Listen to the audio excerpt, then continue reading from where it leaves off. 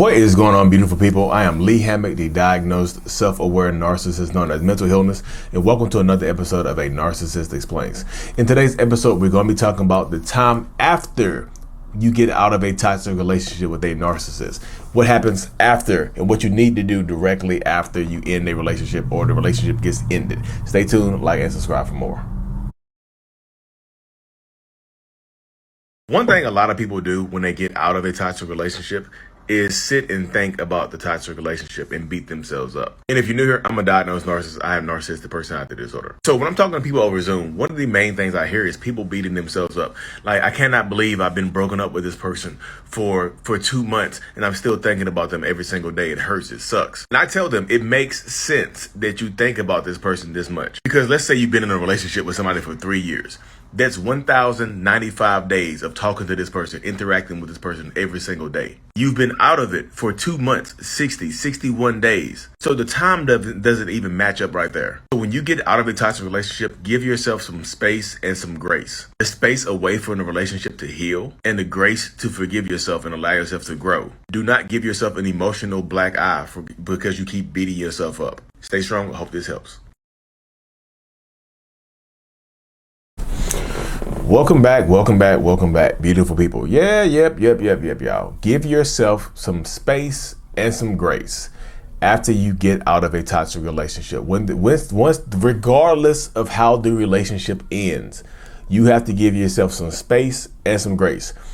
The space to get away from it, the space to give yourself some space to heal, space to get away from it, space to develop, space to understand what has went on, and the grace to forgive yourself. Because a lot of people, when I say forgive myself, what do you mean, Lee? When I say forgive yourself, I mean take the time, because a lot of people beat themselves up when you get out of a toxic relationship. Why did I let it go on for so long? Why did I waste so much time? Why did I allow all these toxic behaviors to happen? Why did I keep forgiving them? Why did I keep going back? Why didn't I take the kids and leave? Why didn't I protect myself? Why didn't I protect my children? You're going to beat yourself up. And I tell this to people, you're going to give yourself an emotional black eye. When you beat yourself up mentally, you're going to give yourself an emotional black eye. And those are extremely difficult to heal from because you're beating yourself up consistently, constantly, just welling away on yourself because of what happened in this relationship. And it's even like when you get out of a relationship, it gets even harder to forgive yourself for what happened. Or what happened for so long, what you put up with, what you tolerated for so long. It gets harder to deal with that when you see this narcissistic person treating the next person better.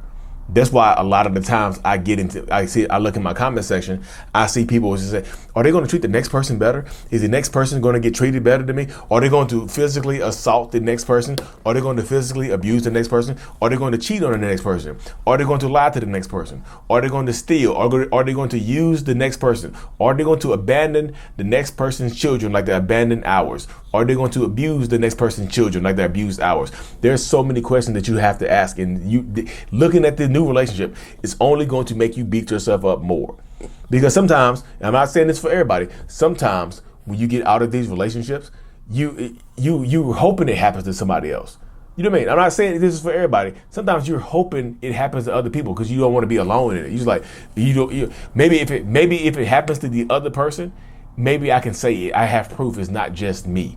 Maybe I can have proof that I did, because the narcissistic person will convince you that you deserve what you went through.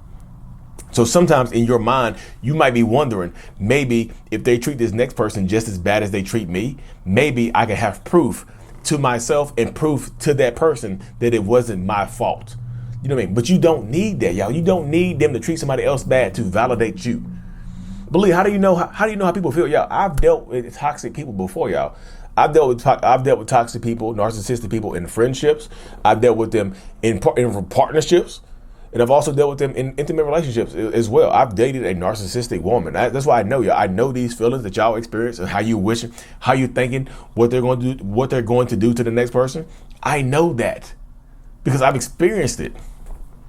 I'm not on here claiming to be a survivor or a victim.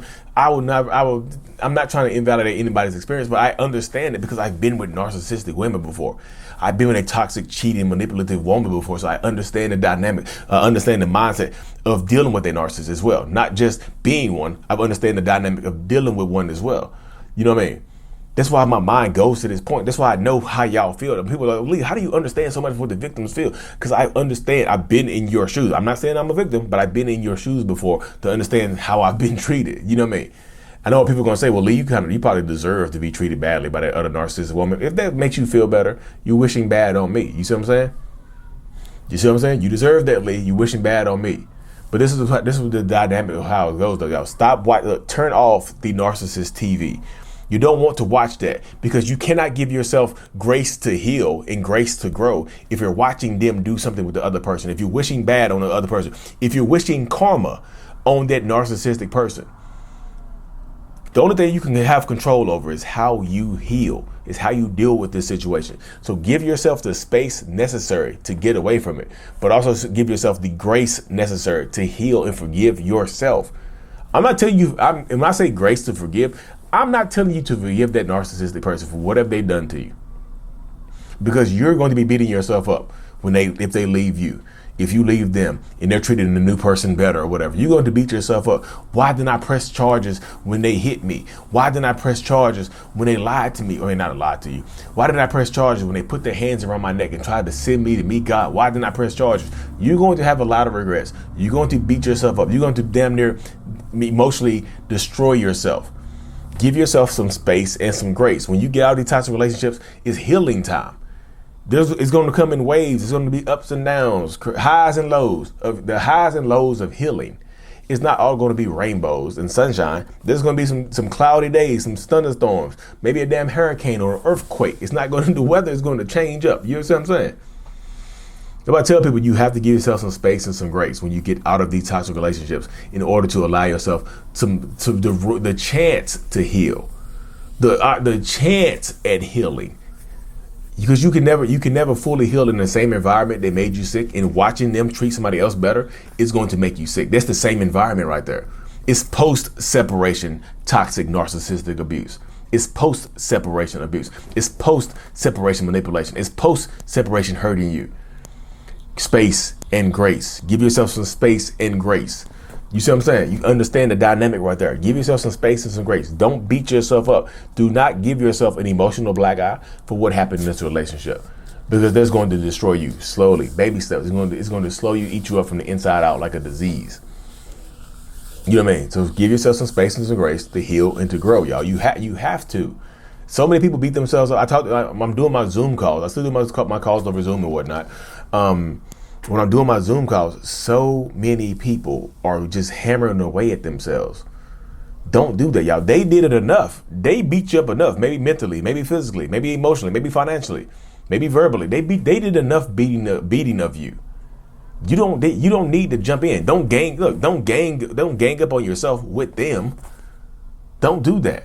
I know it's easier said than done. It takes a little while to get there, but don't gang up on yourself and emotionally beat yourself down with them. Oh, they treated the new person better, so it must have been me. No, y'all, love bombing doesn't work like that.